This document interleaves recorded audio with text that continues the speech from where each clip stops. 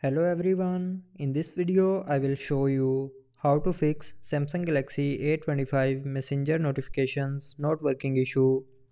So to fix this issue, first of all open the Messenger app.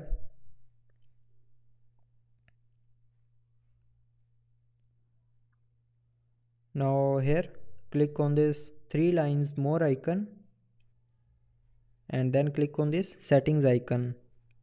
Now here scroll down and click on notifications and sounds, and then here turn on the notification previews button. So if you have turned off this button, then turn it back on and then go back to your home screen and open settings.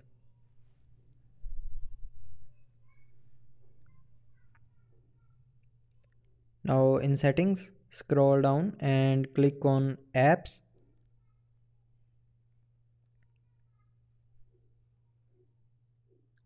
Now in apps scroll down and here open Messenger.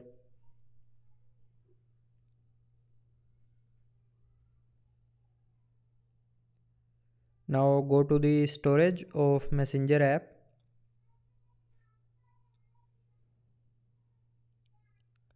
and then clear the app data and cache memory of Messenger.